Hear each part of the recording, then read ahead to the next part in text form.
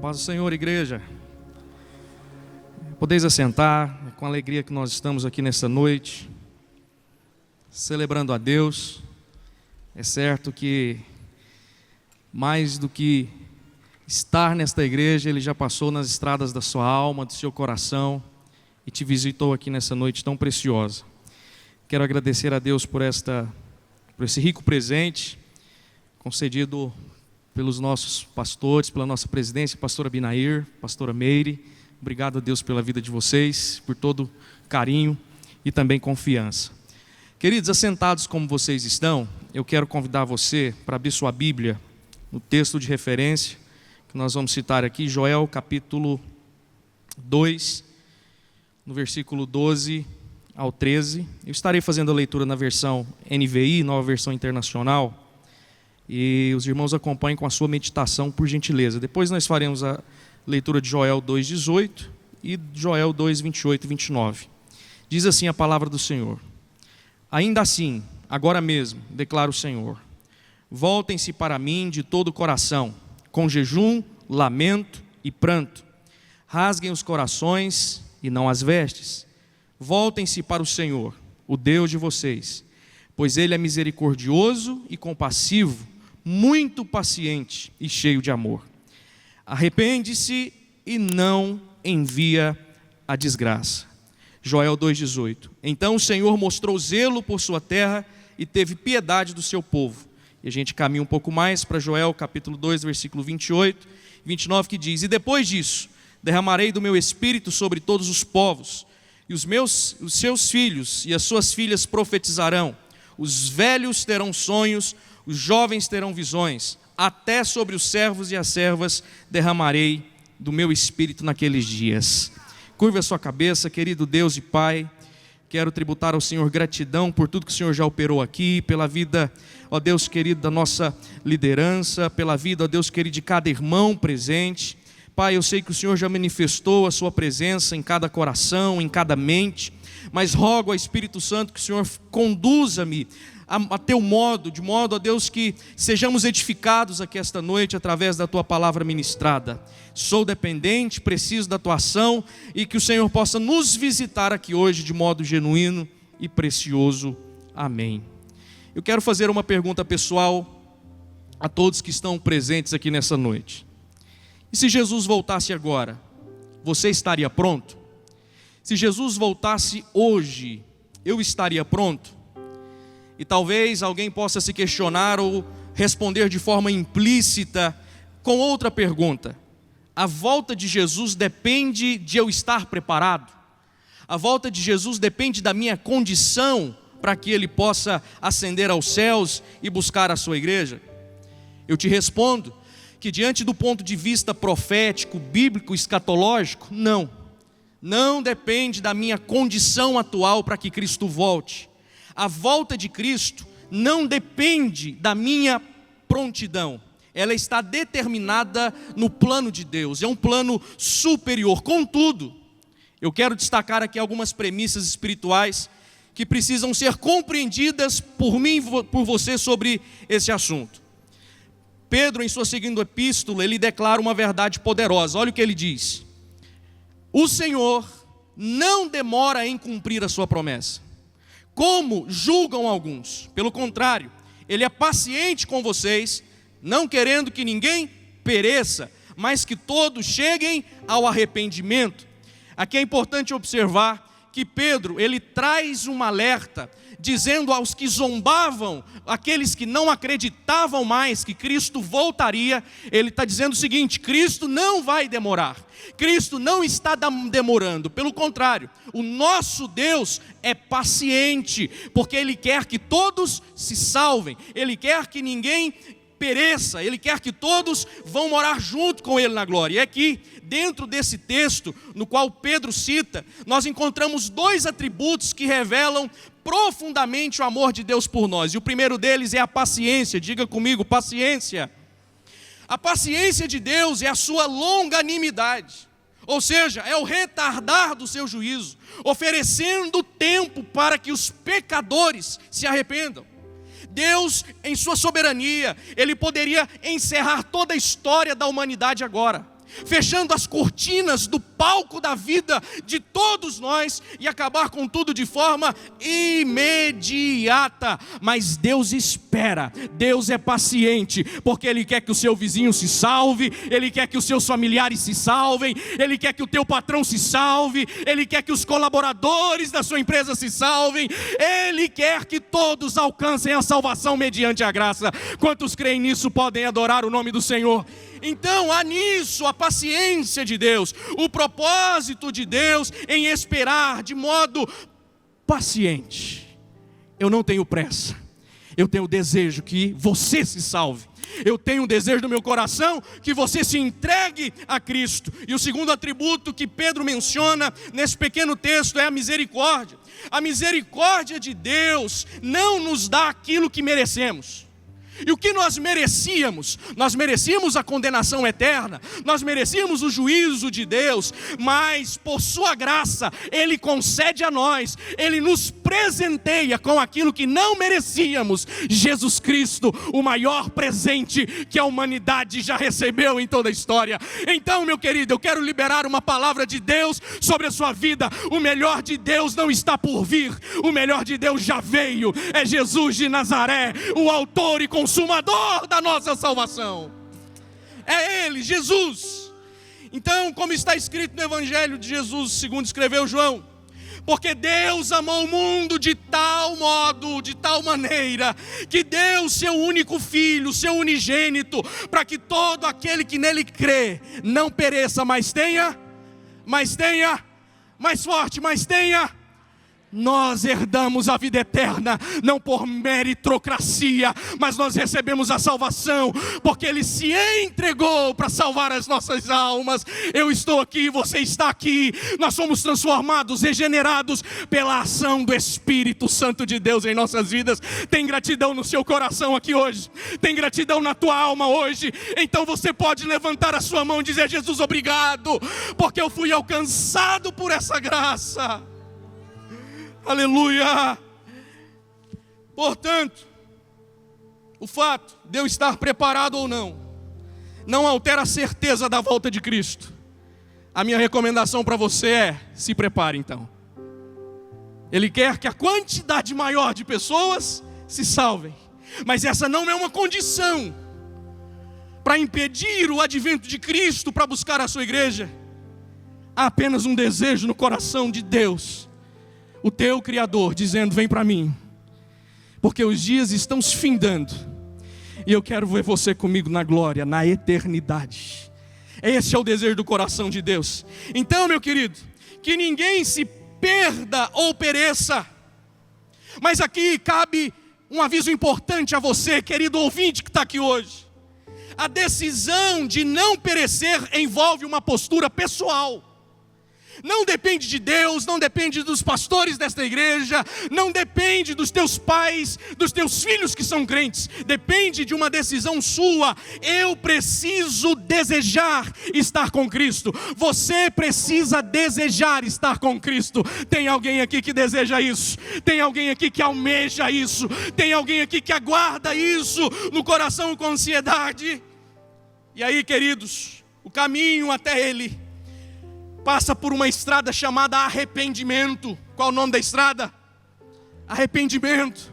Para chegar até Deus há um endereço. Arrependimento não é apenas remorso, porque quem sente remorso passa alguns dias, esquece e volta a cometer o mesmo erro, viver nas mesmas práticas. É mudança de direção, é metanoia, é sair do governo do eu e se submeter ao senhorio de Cristo.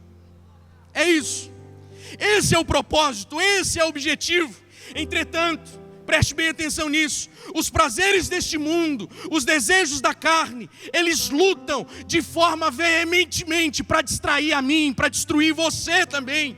Eles tentam nos afastar do caminho do arrependimento. É isso que o mundo intenta, é isso que Satanás planeja todos os dias. Ele pretende que nós nos separemos do desejo sincero de estar com Cristo para sempre. Satanás está trabalhando nesse exato momento para que pessoas tenham seus olhos vendados, para que pessoas tenham os seus ouvidos cerrados, de modo que não consigam ouvir e compreender a palavra de Deus. Mas autorizado pelo Espírito Santo, eu ouso dizer que Satanás não irá impedir de que o Espírito de Deus adentre as estradas da sua alma, do seu coração, e você viva a transformação genuína, promovida pelo Evangelho, pela salvação que Cristo proporcionou na cruz do Calvário. E aí surge uma pergunta crucial: quem governa a nossa vida?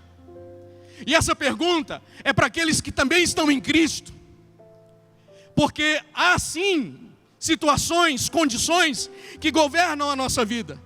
Seria a vida material, a preocupação demasiada com as coisas dessa vida, a preocupação excessiva em conquistar, em provar para alguém o seu valor. Esse não é o propósito do Evangelho, esse não é o propósito da salvação, pelo contrário, é distração. E aí você me pergunta, então não devo conquistar? Eu não devo desbravar? Nada disso. O Senhor está dizendo para nós: siga fazendo tudo com responsabilidade, siga fazendo tudo com excelência, mas o coração que foi feito para o céu não fica preso com as coisas da terra. O coração que foi gerado no céu, que foi salvo, conquistado por Cristo, não se prende às coisas que são terrenas. Só os que são livres, só os que são livres, adore o nome do Senhor por um instante. Só você que foi liberto e nada te prende. Mas a pergunta segue, a reflexão continua, permeia os nossos corações. Seria então a aprovação das pessoas alguma distração? Seria também a agenda cheia de compromissos? Seria o nosso ego? Seria o meu ego? Isso é importante observar, porque quem governa o nosso coração governa também as nossas decisões. Quem governa o meu coração governa também as minhas atitudes, governa o meu comportamento, governa tudo aquilo que eu faço. E entre muitos erros que eu cometo, muitos erros que muitos de nós cometemos, foi cometido também pela nação de Israel.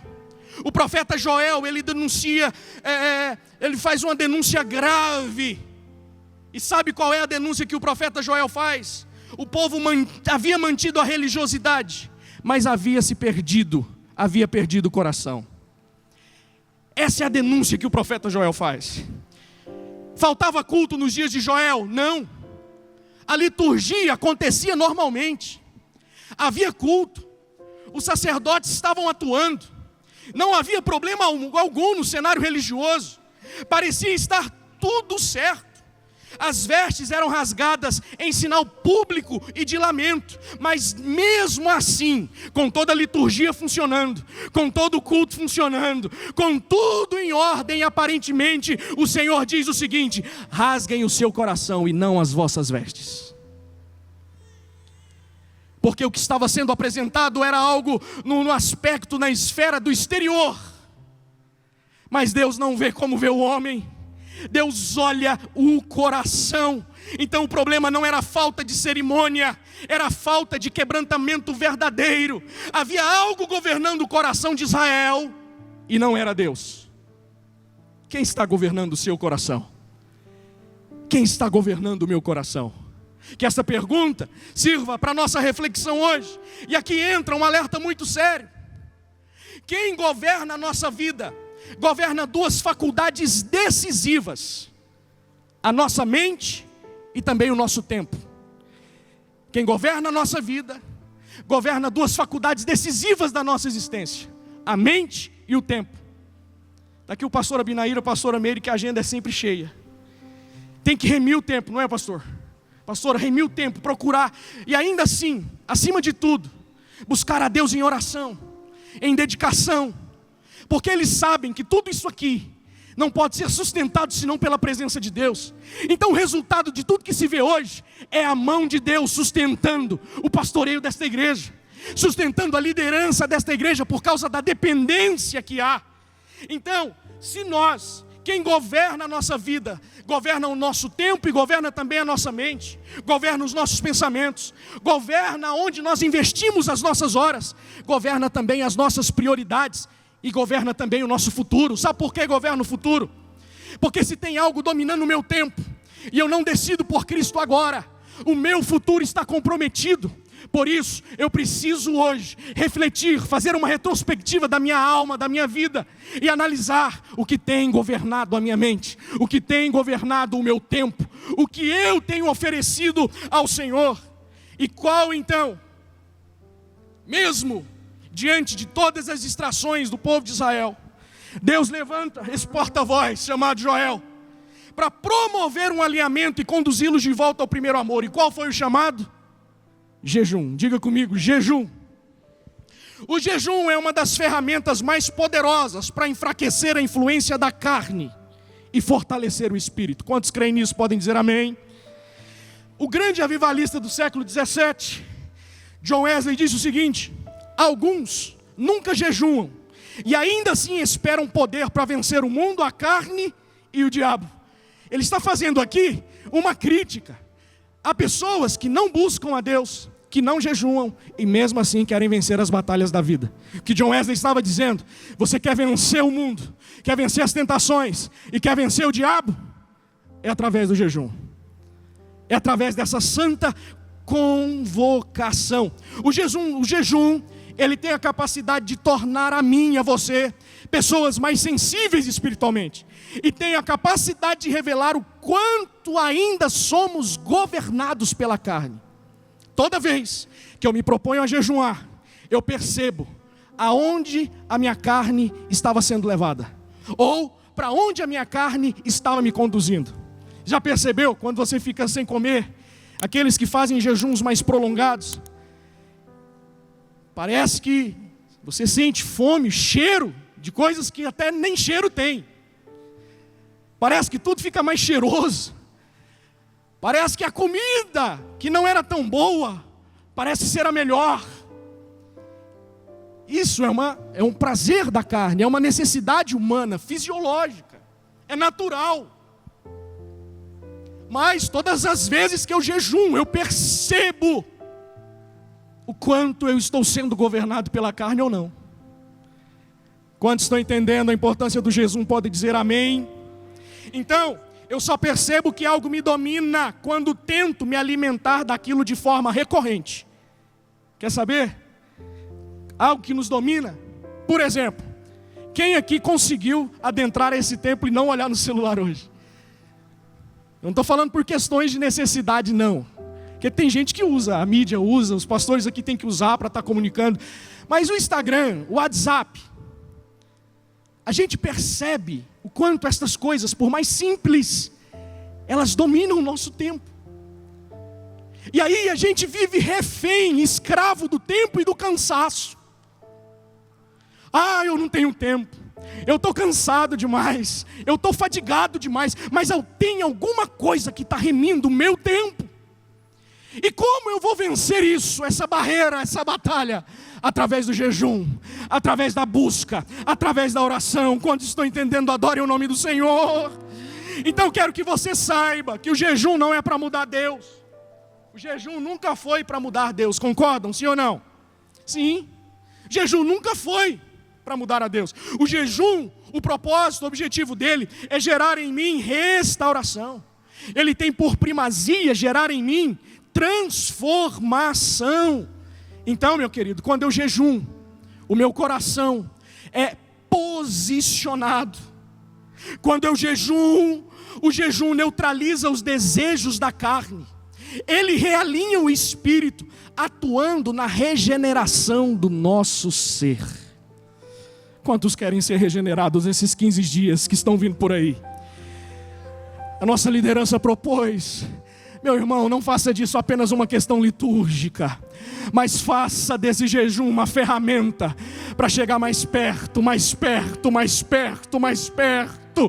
Os céus se abrirão e coisas secretas, coisas maravilhosas serão manifestadas àqueles que jejuam, àqueles que jejuam, àqueles que oram, àqueles que buscam, àqueles que se lançam e se posicionam na presença de Deus. E aí eu aprendo, querido, que o jejum, ele é o caminho para a sensibilidade espiritual. O jejum é o caminho para sensibilidade espiritual. E o que eu aprendo com isso? Que o jejum é uma ferramenta espiritual proposta por Jesus. Jesus ensinou sobre o jejum. E por que alguém ensinaria algo do qual não tivesse feito ou praticado, especialmente se tratando de Cristo? Jesus falou sobre o jejum. No Sermão do Monte, registrado no Evangelho de Mateus, ele não apenas mencionou o jejum, ele pressupôs como algo que deve ser prática contínua na vida dos discípulos. Olha o que o texto diz. Ele diz o seguinte, Jesus dizendo no Sermão do Monte, lá no capítulo 6, quando jejuarem. Ele não disse se, ou seja, não se trata de um ato condicional, mas quando, ou seja, o jejum não é um ritual religioso para pagar penitência, não é. Mas o jejum é uma disciplina espiritual. O jejum, ele é uma prática esperada para quem exerce a vida cristã. Quer ver um exemplo? Quem aqui é pai? Muita gente aqui é pai. O que se espera de alguém que é promovido à paternidade? Que esse pai cuide dos seus filhos. Não é isso? Então é o que se espera. Então o que se espera de um discípulo de Jesus? Precisa ordenar? Precisa ser uma ordenança o jejum? Não. É uma característica esperada por quem se tornou discípulo. Quando estão entendendo podem dizer amém. Então Deus, Jesus não precisa enviar uma normativa, um decreto, jejuem. Ele espera que nós jejuemos porque nos tornamos nele nova criatura.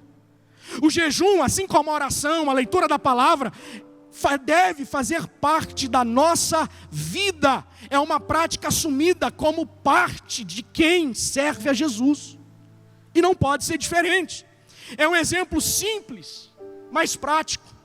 A roda foi feita para girar. Mas isso não significa dizer que a roda vá girar. Mas se a roda não gira, ela perde o sentido da sua natureza. Da mesma forma, um discípulo de Jesus, que não ora, que não contempla a palavra, que não medita nela, perde o sentido da sua nova natureza. Porque o jejum é a ferramenta que faz as coisas girarem. O jejum e a oração é a ferramenta que faz as coisas caminharem. É quando o céu está nublado, é quando está tudo escuro, é quando ninguém está vendo nada, e você dobra o seu joelho, jejua e ora, e enquanto ninguém está vendo nada, Deus abre a sua visão espiritual, e você consegue enxergar o que ninguém havia conseguido declarar a você. Não é coisa humana, não é braço humano, é revelação do Espírito Santo de Deus. Então, eu vou jejuar para buscar revelação? Não, isso é uma consequência. Eu devo jejuar, não apenas para receber mais poder de Deus, isso é maravilhoso. Eu orar, você orar e os enfermos serem curados. Você estender a mão sobre alguém e essa pessoa ser liberta, isso é extraordinário. Mas o jejum, estas premissas, esses presentes que nós recebemos, deve ser na verdade um complemento. Porque o jejum na verdade é para mostrar para mim e para você o quanto Deus tem de mim e o quanto Deus tem de você. Não é sobre ter mais de Deus, porque Deus não foi dado de modo dividido, por medida, uma gotinha aqui, no outro dia eu pingo outra gotinha ali. Não, João em sua primeira epístola no capítulo 3 ele vai dizer sobre isso. Nós recebemos o Espírito Santo de forma plena, de modo pleno. Você recebeu a presença do Espírito Santo, isso lhe foi concedido como dádiva. Agora olha para cá, quando eu busco a presença de Deus, eu devo buscar sim, para me aprofundar mais, mas é uma forma de nós enxergarmos o quanto Deus tem de mim. O quanto Deus tem de você, o quanto Deus tem do seu tempo, o quanto Deus tem da sua vida, o quanto Deus tem dos seus negócios, o quanto Deus tem da sua família, o quanto Deus tem das suas finanças. Fábio, eu estou me sentindo até condenado com essa palavra. Não, de modo algum. Esta é uma palavra que nos leva à reflexão, pois se você chegou até aqui, em condições das quais você não consegue solucionar, eu venho dizer a você que essa é uma igreja que ora, mas essa é uma igreja que jejuma, e não dá para viver num ambiente desse sem viver transformação, não dá para passar por um lugar desse e não viver o extraordinário da parte de Deus na sua vida. Você crê nisso? Pode adorar o nome do Senhor. Então, querido, é importante observar isso, pois o jejum, Jesus já espera que eu e você jejuemos. Isso está resolvido entre nós? Jesus espera, é o que se espera de um discípulo. E agora, o jejum é um instrumento de combate às obras da carne. Meus irmãos, Paulo, em sua carta aos Gálatas, ele vai falar de toda a depravação da carne. São mais de 13 nomenclaturas pejorativas a respeito do que a carne é capaz de produzir em nós. Imoralidade sexual, impureza, idolatria, feitiçaria, ódio, discórdia, ciúmes, egoísmo, dissensões, inveja, embriaguez. Ele segue citando. E aí ele conclui de maneira solene: os que praticam tais coisas, o quê? As obras da carne, não herdarão o reino de Deus. Isso te preocupa? Sim ou não? Isso me preocupa. E como nós vamos então combater a obra da carne? Através da disciplina do jejum. Muitas vezes nós queremos justificar alguns pecados relacionados ao nosso comportamento, como por exemplo o temperamento. A gente diz: eu sou brabo mesmo, eu sou crente, mas não sou bobo. Se precisar brigar, eu brigo mesmo. Se precisar rodar a baiana, eu também rodo. Não levo desaforo para casa. Tem gente que é assim. Mas isso não pode prevalecer em nós. Isso não pode ser usado como desculpa, pois estas coisas, as obras da carne, já deveriam estar morrendo em nós há muito tempo.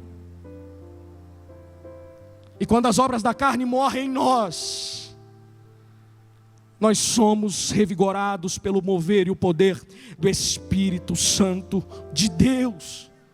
Por isso, o jejum aliado, e aqui não estou falando do jejum apenas como jejum em si, não. O jejum é o passivo que é ativado pelo Espírito Santo. Ele por si só, sem propósito, é apenas propósito de emagrecimento. Ele precisa ser ativado no mundo espiritual através da ação do Espírito Santo.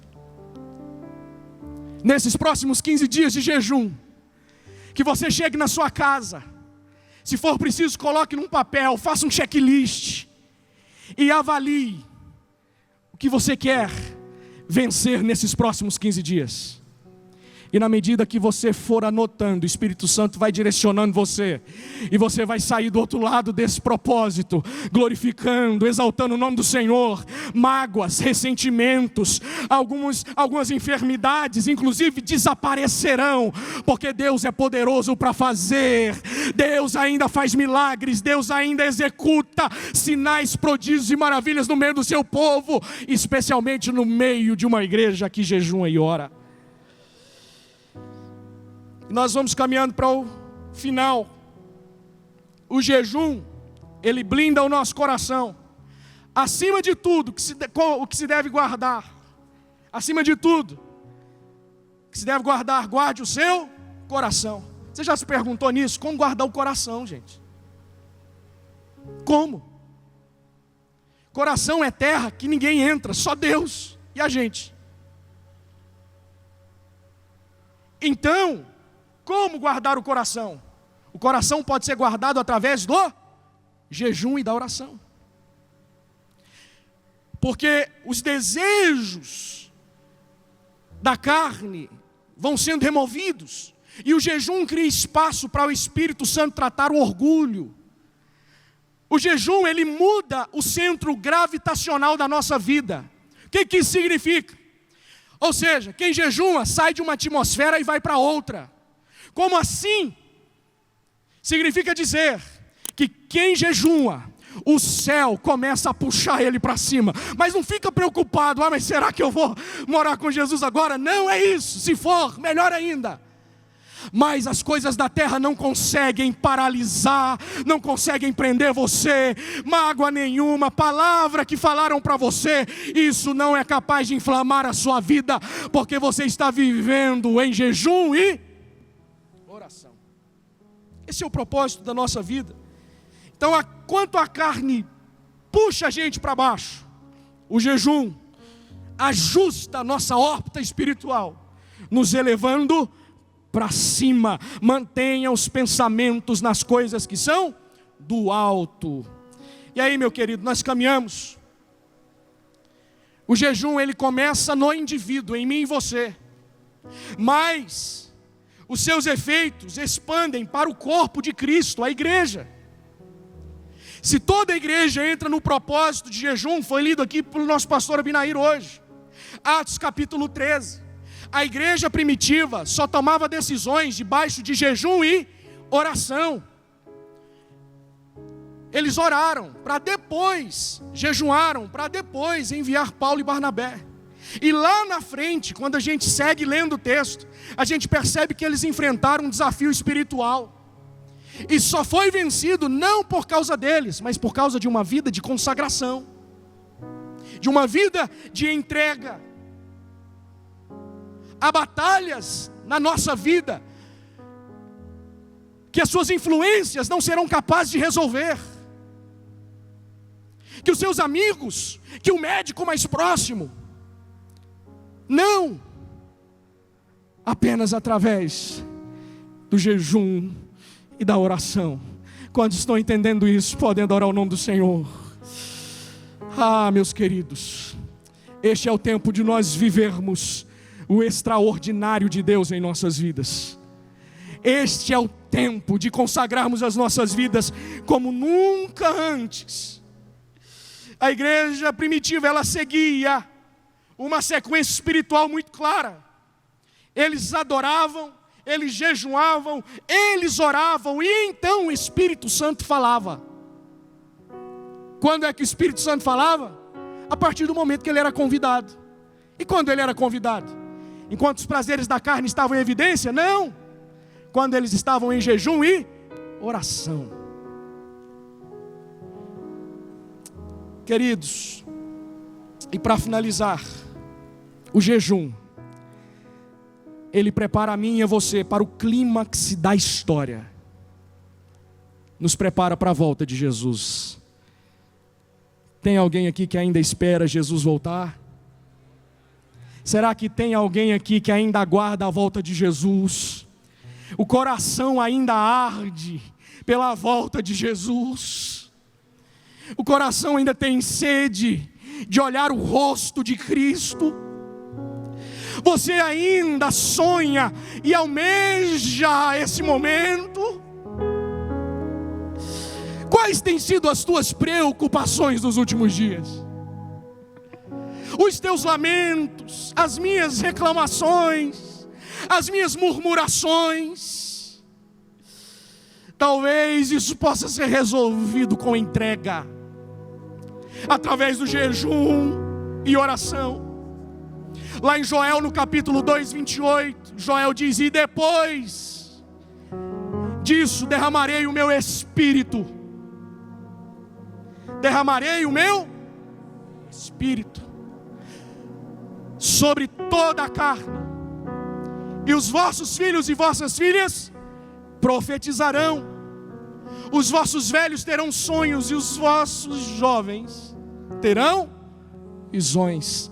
Mas antes, lá no capítulo 18, no versículo 18 de Joel, o Senhor está dizendo: jejuem, rasguem o coração e não as vestes de vocês. Eu vou restituir o tempo que foi perdido. Eu vou restituir o ministério que foi tomado pelo gafanhoto. Eu vou restituir o que o inimigo devastou dentro da tua casa e levou como despojo. Eu, Senhor, entrarei na tua causa. Eu tomarei como despojo aquilo que o inimigo tomou de você. mas muito mais do que uma liturgia de culto, rasgue o seu coração. O Espírito Santo de Deus te convida: rasgue o teu coração, rasgue o teu coração. Ah, meus irmãos, Joel diz: depois, passaram-se 800 anos, mais de 800 anos, vem Pedro em Atos 2, exatamente que a profecia de Joel no capítulo 2 estava se cumprindo há mais de 800 anos depois. E aí eu te pergunto: Deus demora? O tempo de Deus é o meu tempo? Não.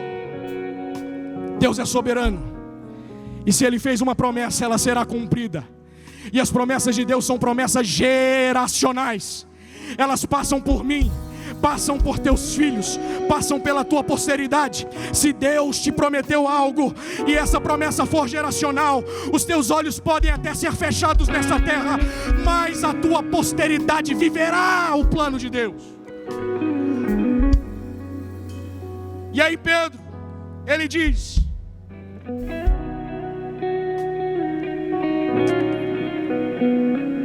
que nos últimos dias, e não depois, pastor Abinair, ele está dizendo que Joel disse que depois disso. Agora vem Pedro e diz nos últimos dias. Quando Pedro usa a expressão nos últimos dias em Atos, ele está declarando que hoje, com o derramar do Espírito Santo, está sendo inaugurado a era da volta do tempo do Senhor Jesus. É tempo da dispensação da graça, é tempo de se entregar a Cristo, porque Ele vem, fica de pé no nome de Jesus. Ele vem, queira você ou não, Jesus vem, Ele virá. E a pergunta que eu te faço: como o jejum entra nessa história? O jejum, ele entra como ferramenta de alinhamento. O jejum é a ferramenta de disciplina da igreja, porque enquanto a igreja jejua, ela não dorme espiritualmente. Então ela está pronta para dizer: Jesus pode voltar. Então quando a igreja está jejuando, ela não é convencida pelos padrões do mundo. A igreja tem sobriedade para ser dominada, não pelos apetites da carne ou pelos prazeres deste mundo, não. Mas quando a igreja jejua, ela está dizendo: Maranata, a hora vem, Senhor Jesus. Só você que tem sede de Deus, levanta a tua mão e adore o nome do Senhor, dizendo: Maranata. Fala: Senhor, eu vou fazer esse propósito de jejum e de oração, e eu vou viver o extraordinário de Deus. Porque muito em breve, meus irmãos, vai sair uma notícia que um povo desapareceu. Vai sair a notícia. Os maiores meios de comunicação da história vai declarar: um povo desapareceu. Lá na igreja da fama, a igreja sede, não restou ninguém. Sumiu todo mundo, foi morar no céu. Foi morar no céu. Um povo está desaparecendo, ninguém sabe o que é. Mas muitos saberão dizer: aqueles que não se prepararam para esse dia, que não desejaram esse dia, serão interrogados e dirão para eles, para os jornalistas: esse povo foi morar com Jesus na eternidade. Fecha seus olhos agora em nome de Jesus. Fala com o Senhor. Onde o orgulho não vai me seduzir, onde o dinheiro, a fama, os aplausos não podem me comprar. Olha pra cá. Tua presença, Senhor, em tua presença,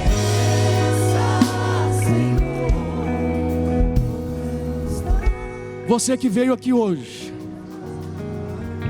e você refletiu sobre aquilo que te domina ou que tem te dominado, hoje é o dia, este é o tempo de você entregar sua vida a Jesus. Vem aqui na frente. Nós queremos orar pela sua vida. Vem entregar sua vida a Jesus hoje. Vem entregar sua vida a Jesus hoje. Venha se prostrar diante da presença do Deus que tudo pode fazer por você. Aonde está a primeira pessoa? A igreja esteja intercedendo, orando. Aonde está a primeira pessoa para Jesus? Nós queremos orar por você. Essa igreja quer abraçar você. Essa igreja quer interceder pela sua vida. Vem, este é o tempo. Não perca a oportunidade. Cristo quer gerar transformação na tua vida. Tem alguém? Tem alguém? Vem para o Senhor. Vem para Jesus. Vou fazer a última pergunta. Tem alguém para Jesus? Se não tem, até o final desse culto você ainda terá uma oportunidade. E aqui eu devolvo a direção ao nosso pastor Abinair.